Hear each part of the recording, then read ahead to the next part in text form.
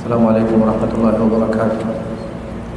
الحمد لله وكفى والصلاة والسلام على رسوله المصطفى وعلى آله وصحبه ومن والاه. يقول الله سبحانه وتعالى في كلامه المجيد: أعوذ بالله السميع العليم من الشيطان الرجيم. بسم الله الرحمن الرحيم. فاطر السماوات والأرض أنت ولي في الدنيا والآخرة توفني مسلما والحقني بالصالحین. میرے بھائیو، آج کی گفتگو کا جو موضوع ہے وہ نبی اکرم صلی اللہ علیہ وسلم کی کچھ وصیتیں. آپ جانتے ہیں یہ اسلام ایک ایسا مذہب ہے جس کے خصائص میں سے ہے کہ زندگی کے تمام شعبوں کو محیط ہے. جس شعبے کی جانکاری، جس برانچ کی جانکاری چاہیے، مکمل جانکاری دیتا ہے. اور ایسی جانکاری دیتا ہے کہ اس کی ایک ایک بات دنیا اور دنیا کی تمام چیزوں سے بہتر ہے. یہی وجہ ہے کہ یہ اسلام آج بہت تیزی سے دنیا کے کنارے کنارے پھیل رہا ہے. یہود و نصارہ مطالعہ کرتے ہیں اسلام کو تباہ کرنے کے لیے، لیکن اگر ان کے دل میں بھلائی ہوتی ہے تو اللہ سبحانہ و تعالیٰ ہدایت سے نواز دیتا ہے. ابھی آپ کے سامنے جو آیت میں نے پڑھی ہے اس کا تعلق سورہ یوسف سے ہے.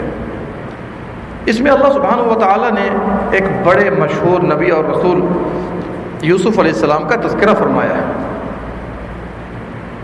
یہ اپنے رب سے دعا کرتے ہیں.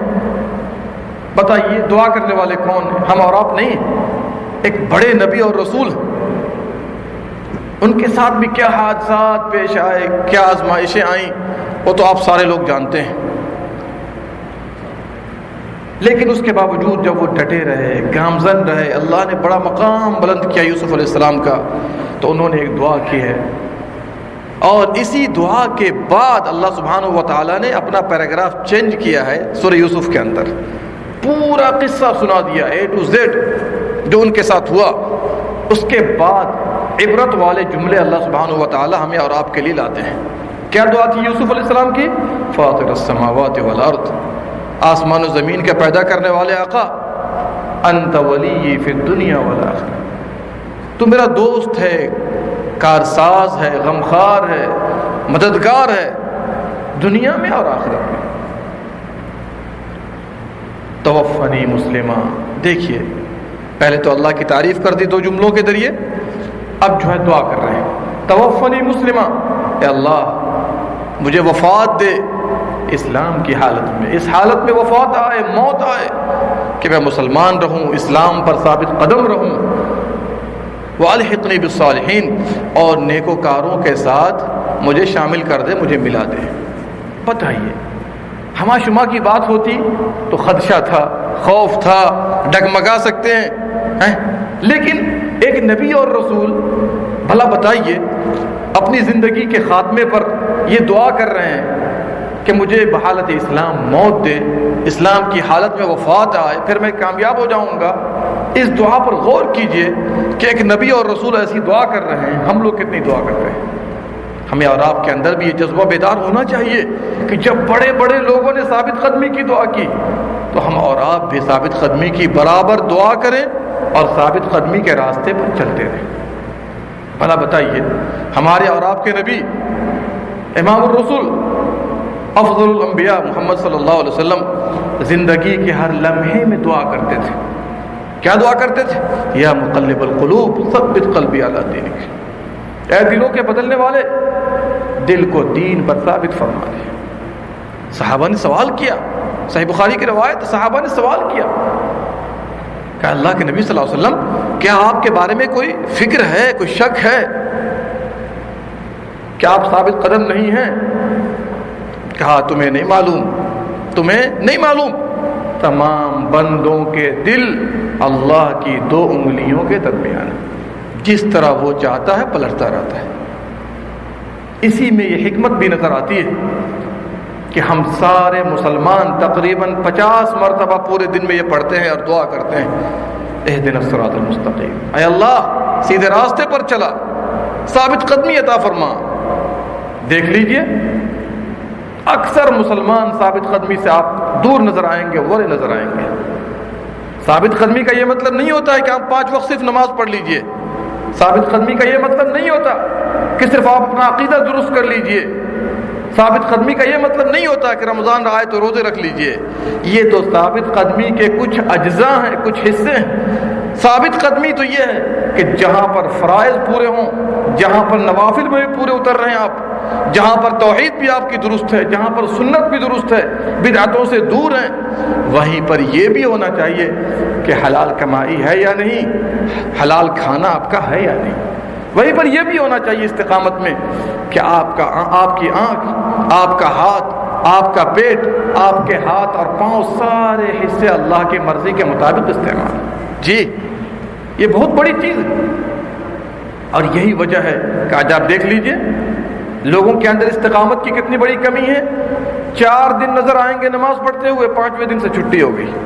ایسا نہ کیجیے، اس میں زندگی ہے، اس میں روحانی زندگی ہے جو آپ کو پتہ نہیں ہے۔ ہم اور آپ تو پیسے کے رشیا ہو گئے، مادی دور میں ہم صرف بات کرتے ہیں تو صرف مکان و دکانی کی بات کرتے ہیں۔ میرے بھائیوں غور کیجئے اس حدیث پاک کے اوپر جو مسلم کے اندر ہے، ابو سعید ابن المعلیٰ رضی اللہ عنہ سے پیارے نبی صلی اللہ علیہ وسلم ایک مرتبہ مسجد میں تشریف فرماتے، صحابہ کرام بھی بیٹھے ہوئے تھے، آپ نے ابو سعید ابن المعلیٰ کو آواز دی۔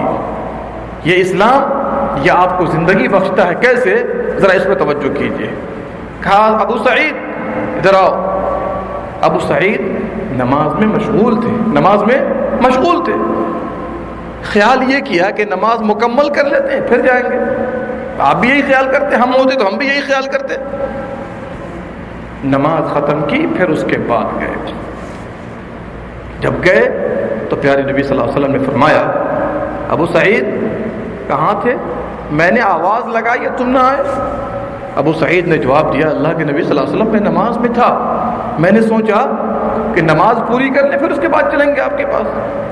کہا تمہیں اللہ کا فرمان یاد نہیں؟ استجیبوا للہ وللرسول اذا دعاکم لما یحییکم، جب بھی اللہ اس کے رسول تمہیں آواز لگائیں فوراً آؤ۔ کیوں آؤ فوراً؟ کیوں کا جواب مل رہا ہے، لما یحییکم، وہ تمہیں زندگی عطا کریں گے، وہ تمہیں زندہ کریں گے، جلا بخش دیں گے تمہیں۔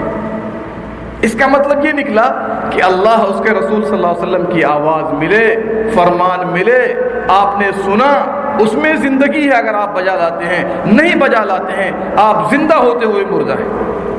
جی پھر انہوں نے کہا ٹھیک ہے، جب مسجد سے نکلنا میرے پاس آنا، ایک ایسی صورت کی تعلیم دوں گا جو سب سے عظیم الشان صورت ہے، جس کے مثل، جس کی مانند نہ توریت میں ہے، نہ انجیل میں ہے، نہ زبور میں ہے، نہ قرآن میں ہے۔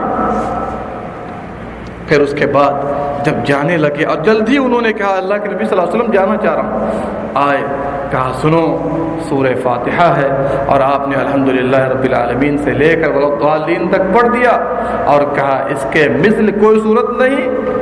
سابقہ کتابوں میں اور قرآن کے اندر ایک ایک حرف بندہ پڑھے گا اس کو دیا جائے گا۔ جی غور کر رہے ہیں؟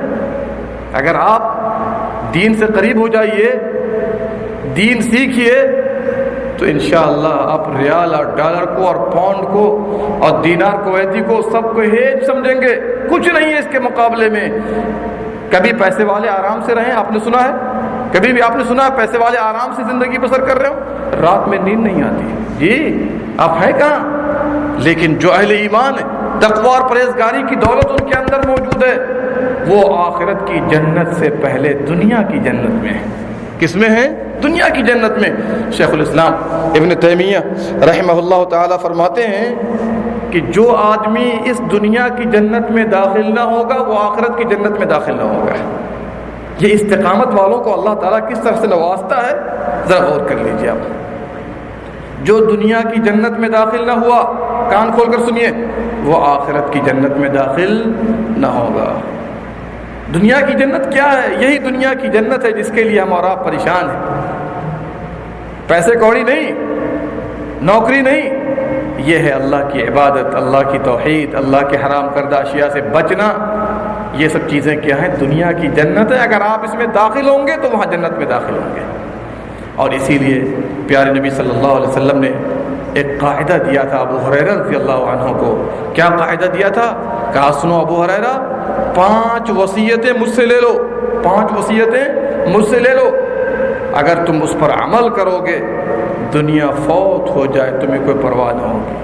ان میں سے ایک وصیت کیا تھی؟ ذرا توجہ طلب ہے. کہا اتق المحارم تکن اعبد الناس، تکن اعبد الناس. کہا تمام حرام کردہ چیزوں سے بچ جاؤ، جو کچھ بھی اللہ نے حرام کیا ہے، خواہ وہ شرک حرام کے قبیل سے ہو، بدعت ہو حرام کے قبیل سے، حرام کمائی ہو، حرام کھانا ہو، نماز کا چھوڑنا حرام، سود کھانا حرام، وغیرہ وغیرہ جو بھی حرام کے لسٹ میں، داڑھی موڑنا حرام، اپنے کپڑے کو ٹخنوں سے نیچے کرنا حرام، جھوٹ بولنا حرام، امانت میں خیانت حرام، وغیرہ وغیرہ جو بھی حرام کی لسٹ میں اسلام نے رکھا ہوا ہے. اگر آپ بچیں گے، اگر آپ بچتے ہیں، سب سے بڑے عبادت گزار ہو جائیں گے. سبحان اللہ، معیار دیکھ رہے ہیں؟ اور جب سب سے بڑے عبادت گزار ہوں گے اور اس پر قائم رہیں گے تو اللہ سبحانہ و تعالیٰ آپ کو استقامت کی دولت سے نواز دے گا. بڑے واقعات ہیں استقامت کے، تفصیل میں جانا نہیں چاہ رہا ہوں. ایک آیت ان میں سے اللہ کا فرمان ہے فاستقم کما امرت. جی استقامت ویسی اختیار کیجئے جس طرح آپ کو حکم دیا گیا، اپنے من سے استقامت نہیں. ایک ہوتا ہے نا اپنی طرف سے استقامت بنا لینا.